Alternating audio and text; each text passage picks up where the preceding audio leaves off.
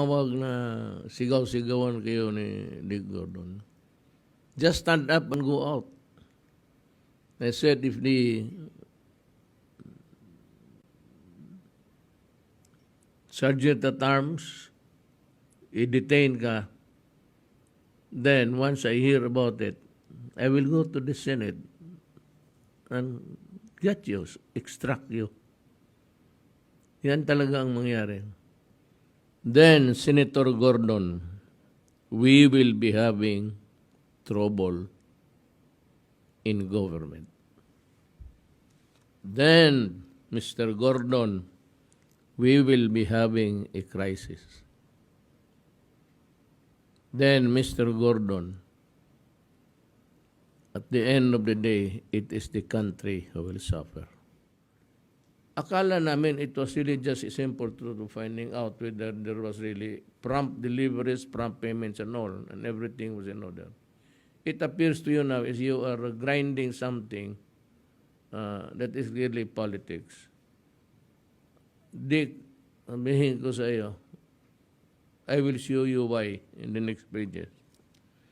Are you really a lawyer? Dick, maybe you should review your procedural law. Because if you do know the law, you should just have stopped and elevated it to the courts. Baski na with the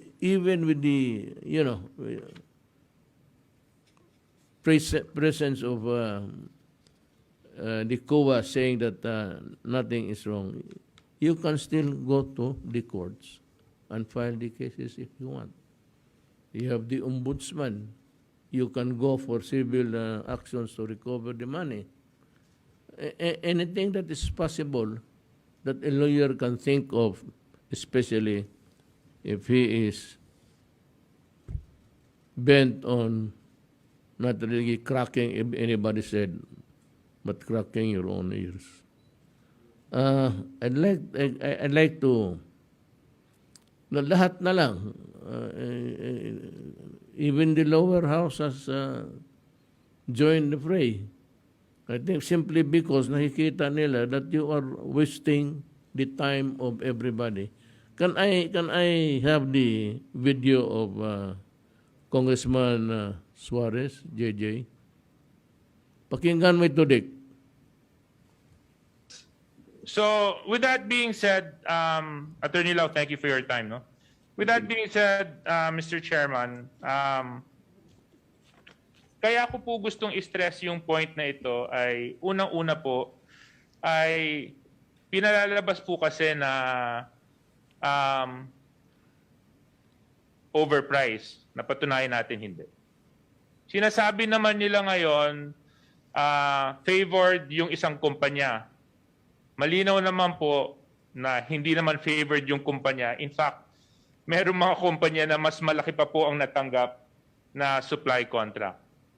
Sinasabi naman po na doon naman po sa pag-award ng kontrata ay questionable po. Malinaw po na ayon na rin po sa batas, sumunod naman po sa proseso. So, Mr. Chair, following your call and the statements that you made earlier, I hope that we can really put an end to this topic already. I mean, what else do we need to show? Obviously, from where I stand, you know, it's starting to become and be used as a political circus already. When our resource persons here, the Secretary of Health, I think Secretary Galvez is also here. May mga representatives pa sa DOH. Vince Dizon is here. They should be attending to COVID and pandemic. Instead of attending to COVID and pandemic, they're attending committee hearings for issues that we have already showed and clearly explained na wala naman pong problema.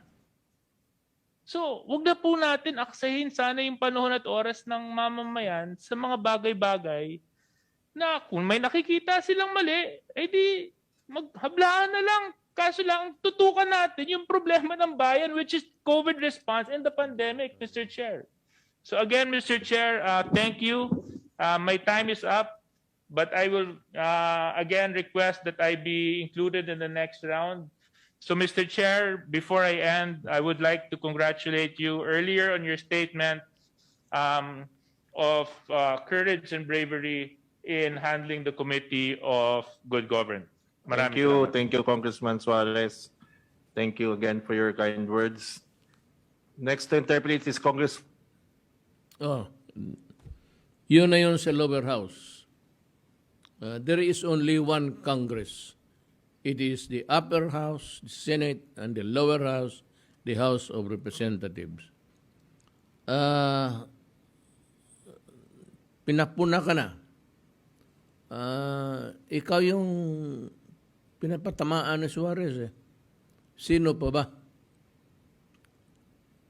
In September 17 hearing of the Blue Ribbon Committee, COA Chairman Mike Aguinaldo clarified again that their audit report on DOH did not include any finding that money was lost on corruption. What was noted in the reports were deficiencies in the documentation. The absence of documents does not necessarily mean that the money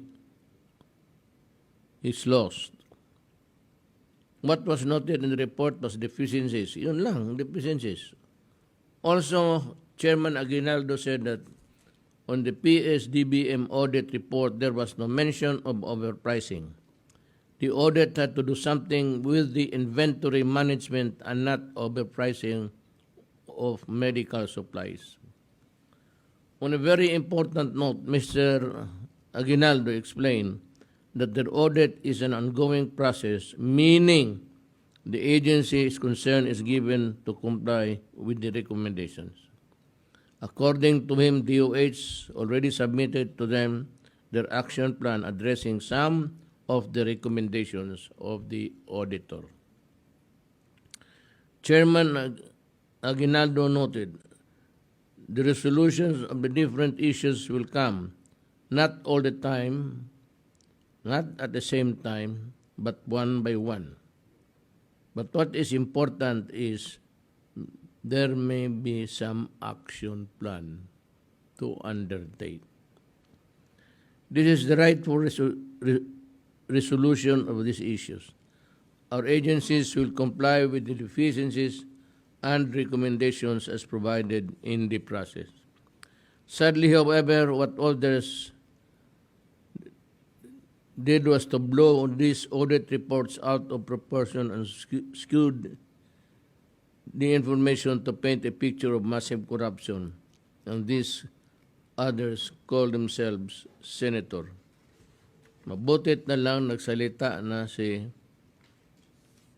Chairman Aguinaldo.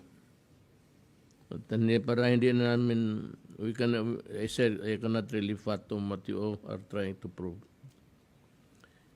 In the continuation sa Blue Ribbon Committee, in order for the hearings to be honest and fruitful, the Blue Ribbon Committee must treat all resource persons with utmost respect by giving them adequate time to speak and by avoiding any premature judgment.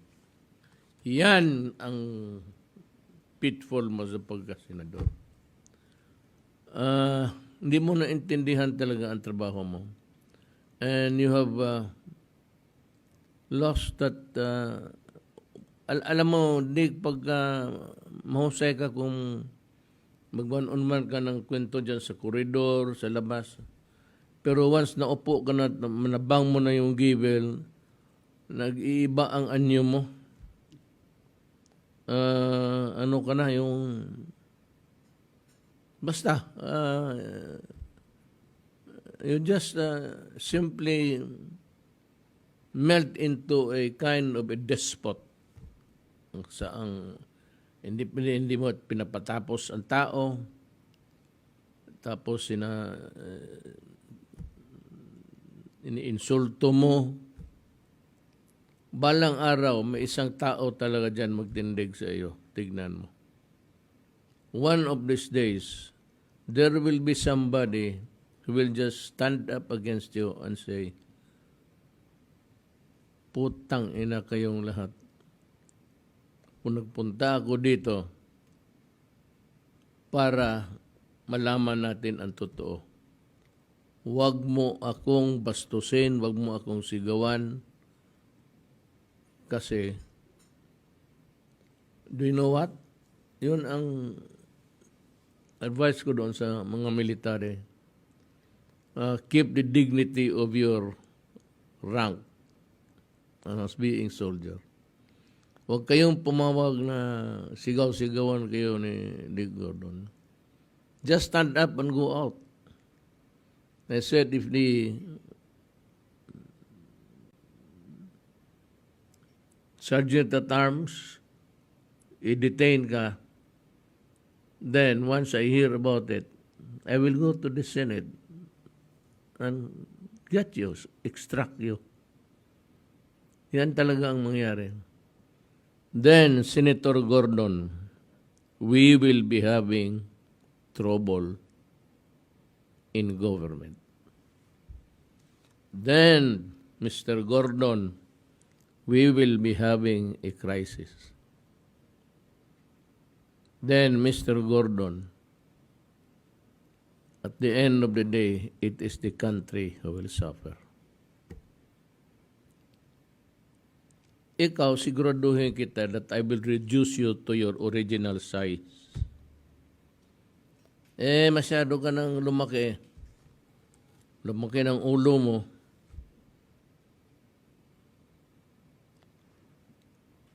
So it's about time na, isauli kita sa dati mong pagkatao.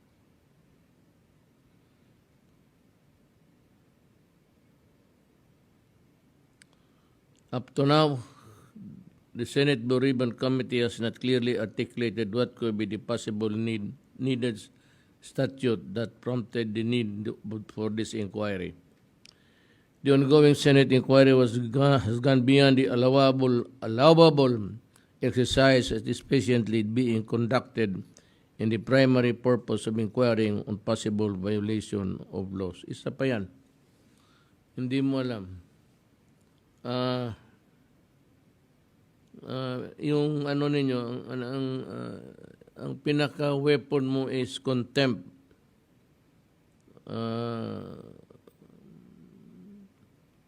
Hindi malaman ng tao kung magsagot siya o hindi, magkamali, o hindi siya sumunod sa theory mo. Ayan, at takot, i-contempt. Huwag kang magpalangoy-langoy dyan araw-araw.